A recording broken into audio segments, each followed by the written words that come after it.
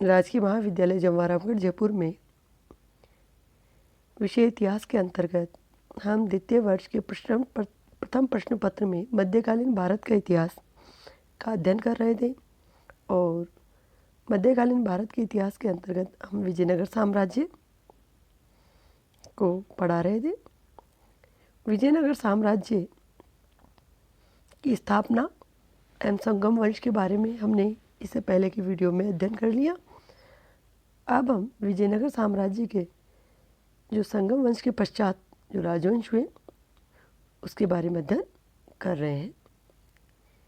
संगम वंश के पश्चात सालू वंश, तुलव वंश और आर्विडु वंश। शालू वंश का जो शासन काल है 1485 से लेकर 1505 ईस्वी। सालू नरसिंह इसका प्रथम शासक था, इमाड़ी नरसिंह इसका द्वितीय शासक था। सालू नरसिंह का शासन काल है 1485 से लेकर 1491 और इमाड़ी नरसिंह का जो शासन काल है 1491 से 1505 ईस्वी तक। संगम वंश के आखिरी शासक के शासनकाल में अराजकता आरंभ हो गई। जो सैनिक कमांडर संगम वंश में शासन में सहायता करते थे उन्होंने ही शासन की बागडोर अपने हाथ में ले ली और विरूपाक्ष के पुत्र ने जब अपने पिता की हत्या करके गद्दी संभाली तब उसके सेनापति नरसा नायक ने मौके का फ़ायदा उठा लिया।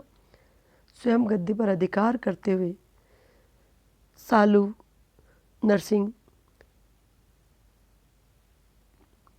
को राजा बना दिया। इस प्रकार सालू वंश की स्थापना हो गई। नरसिंह ने अपने छोटे शासनकाल में राज्य में फैली अराजकता को दबाने का प्रयास किया, लेकिन न तो उसमें सफल हुआ, न ही उड़ीसा के गजपति शासक पुरुषोत्तम से स्वयं को पराजित होने से बचा सका। लेकिन जल्द ही उसने स्वयं को गजपति की कैद से मुक्त करवाकर अरब से होने वाले घोड़ों के व्यापार को शुरू कर डगमगाती हुई अर्थव्यवस्था को संभालने का कार्य किया। 1491 में नरसिंह की मृत्यु हुई। उसके बाद उसका बड़ा पुत्र इमादी नरसिंह ने गद्दी संभाल ली, लेकिन उसकी कम उम्र का फ़ायदा उठाकर नरसा नायक जो सालू वंश का संरक्षक था स्वयं शासक बन बैठा। अपने 12-13 वर्ष की शासन अवधि में नरसा ने बीजापुर, मदुरा, बीदर, रंगपट्टनम को जीतकर अपने अधीन कर लिया। साथ ही नरसा ने चोल, पांड्य, चेर शासकों को भी विजयनगर की अधीनता स्वीकार करने के लिए विवश कर दिया। 1505 तक आते आते नरसा के पुत्र द्वारा पहले से ही बंदीगृह में रह रहे इमाड़ी की नरसा हत्या कर दी गई और इसके साथ ही सालू वंश का भी अंत हो गया। इस प्रकार हम सालू वंश में दो शासक देखते हैं, एक तो सालू नरसिंह और दूसरा इमाड़ी नरसिंह।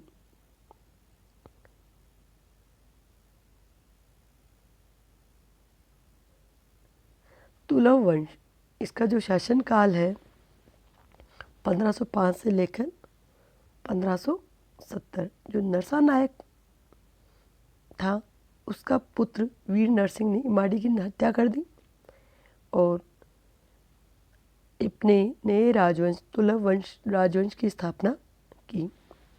इसका प्रथम शासक वीर नरसिंह जो 1505 से 1509 तक शासन करता है।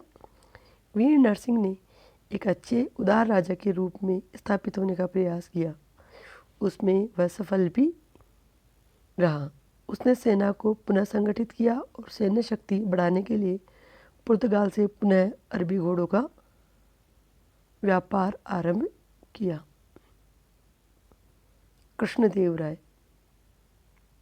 कृष्णदेवराय दक्षिण भारत के शासकों में एक महत्वपूर्ण शासक है।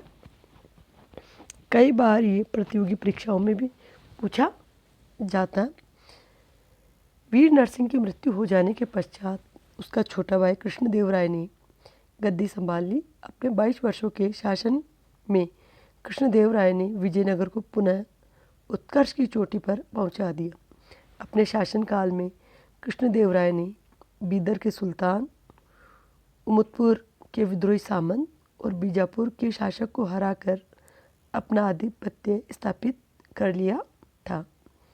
निरंतर सैनिक अभियानों में व्यस्त होने पर भी कृष्णदेवराय ने शासनकाल में विजयनगर में पूर्ण व्यवस्था एवं सुख शांति थी।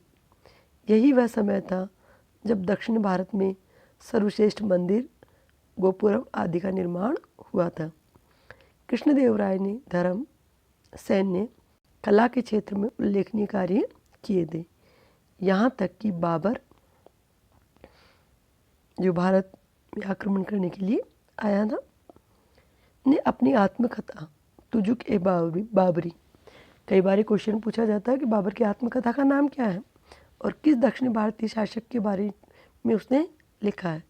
तो बाबर की आत्मकथा है तुजुक ए बाबरी में भी इन्हें मतलब कृष्णदेवराय को सर्वशक्तिमान राजा के रूप में दिखाया गया है।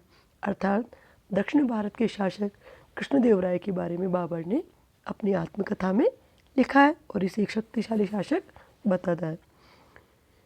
उन्होंने ही सबसे पहले दरबार में साहित्य जगत को स्थान देते हुए अष्टदिग्गज पद की शुरू किया था।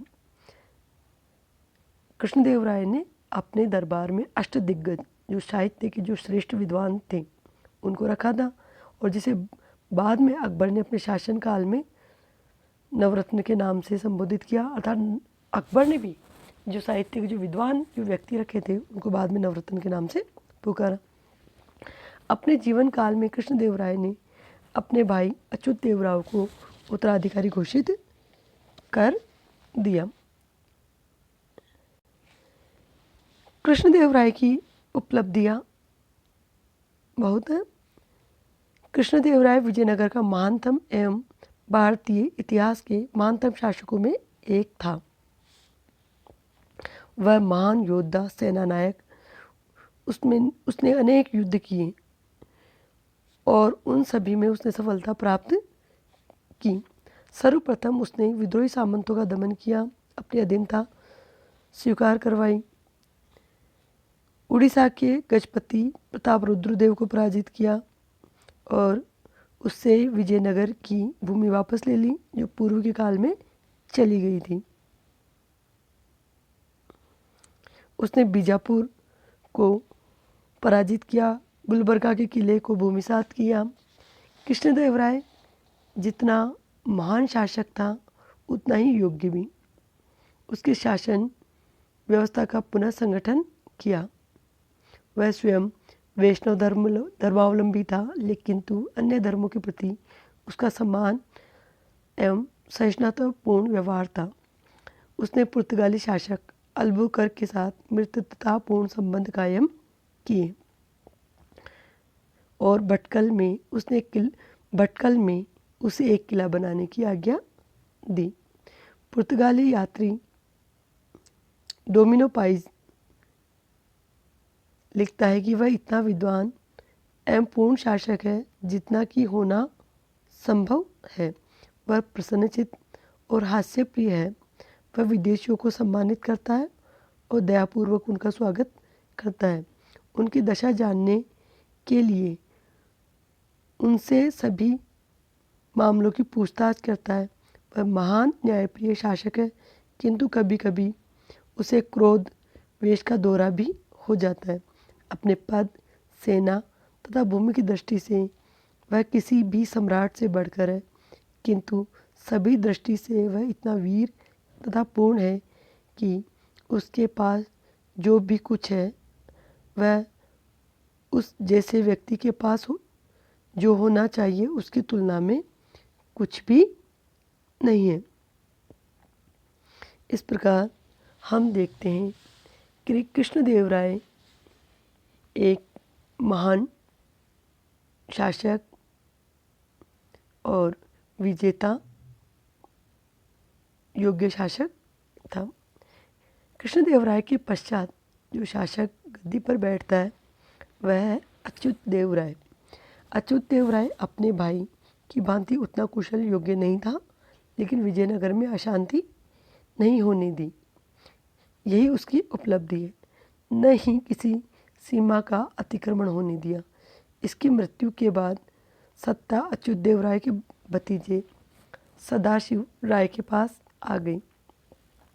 सदाशिव राय को नाममात्र का शासक बनाकर प्रधानमंत्री राम राय ने शासन की बागडोर संभाल रखी। राम राय का शासनकाल अधिक अच्छा नहीं था। इसके ही शासन में विजयनगर की सेना तालीकोटा अथवा राकश टंगड़ी के युद्ध में व्यस्त होकर बीजापुर, अहमदनगर और गोलकुंडा की संयुक्त सेना से हार गई थी। विजयनगर की सेना ने विजयनगर को 3 महीनों तक लूटा और नष्ट करने में कोई कसर नहीं छोड़ी। इसी बीच विजयनगर के सेनापति रामराज के भाई तिरुमल ने गद्दी संभाल ली कर शासन करने का प्रयत्न किया, लेकिन वह भी असफल सिद्ध हुआ। इस प्रकार सदाशिव तुलव वंश का आखिरी शासक सिद्ध हुआ। राकश टंगड़ी के युद्ध के बारे में हम चर्चा कर रहे हैं। कृष्णदेव राय का भाई अच्युत देव राय, जिसने 1530 से 1542 तक शासन किया, किंतु वह दुर्बल शासक था। दरबार में प्रतिद्वंदी उठ खड़े हुए, इसलिए केंद्रीय सत्ता कमजोर हो गई। उसकी मृत्यु के उपरांत उसका भतीजा जो शासक बना था, किंतु उसकी वास्तविक शक्ति राम राय के हाथों में थी। राम राय योग्य था, किंतु महत्वाकांक्षी और अनीतिज्ञ था। उसने दक्षिण के मुसलमान राज्यों की आंतरिक कला में हस्तक्षेप किया। दक्षिण में एक और विजयनगर के पास में एक और राज्य था, वह था बहमनी राज्य और दक्षिण के मुस्लिम राज्य। उसमें उसने हस्तक्षेप करना प्रारंभ कर दिया, क्योंकि वह समझता था कि ऐसा करके विजयनगर की साम्राज्य की शक्ति और प्रतिष्ठा को पुनः स्थापित हो जाएगी। 1543 में उसने बीजापुर के विरुद्ध गोलकुंडा तथा अहमदनगर से मित्रता कर ली। कुछ वर्ष उपरांत अहमदनगर पर सम्मिलित आक्रमण किया गया। विजयनगर की सेना ने शत्रु को खूब लौटा। कहा जाता है कि उसने मस्जिदों को तोड़ा, कुरान का अपमान किया। इस्लाम के इस अपमान का स्वार्थी लोगों ने बढ़ चढ़कर प्रचार किया, जिसके फलस्वरूप दक्षिण के सुल्तानों का विजयनगर के विरुद्ध एक संयुक्त मोर्चा बन गया। बीजापुर, अहमदनगर, गोलकुंडा, बीदर की सम्मिलित सेनाओं ने विजयनगर पर आक्रमण कर दिया और 23 जनवरी का दिन था 1565 ईस्वी को तालीकोटा के युद्ध क्षेत्र में उसकी सेना को भयंकर पराजय दी गई। प्रधानमंत्री राम राय ने वीरतापूर्वक युद्ध किया, किंतु पकड़ा गया और अहमदनगर के सुल्तान ने उसे स्वयं अपने हाथों से उसका वध कर दिया। विजेताओं को घोड़ों, गुलामों के अतिरिक्त जवाहरात, तंबू, हथियार, नकदी के रूप में अतुल लूट का माल मिला। इसके बाद विजयनगर शहर में पहुँचे और अत्यंत निर्दयतापूर्वक उन्होंने विजयनगर का सत्यानाश कर दिया। इस विस्तृत साम्राज्य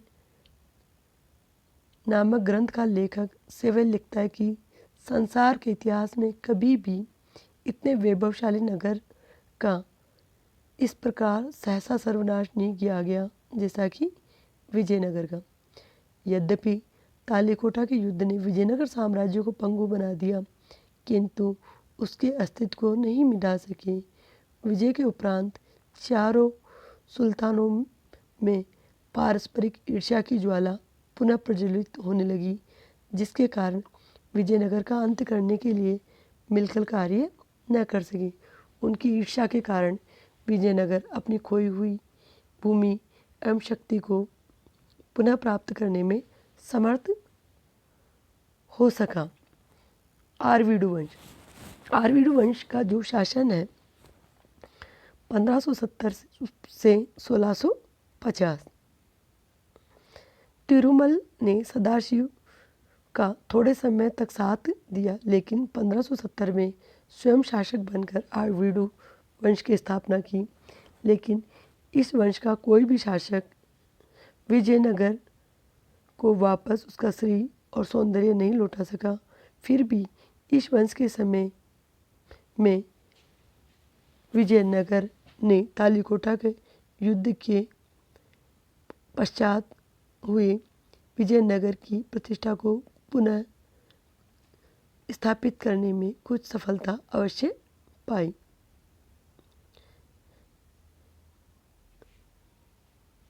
आर्वीडु वंश की नींव तिरुमल ने डाली। उसका उत्तराधिकारी रंगदित्य हुआ। वह योग्य शासक था। उसका भाई वेंकटदित्य सिंहासन पर बैठा और उसने 1586 से लेकर 1614 तक शासन किया।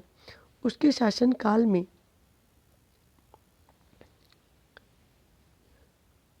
छिन्न भिन्न होने लगा। मैसूर राज्य की स्थापना 1512 में ओडियार ने की थी।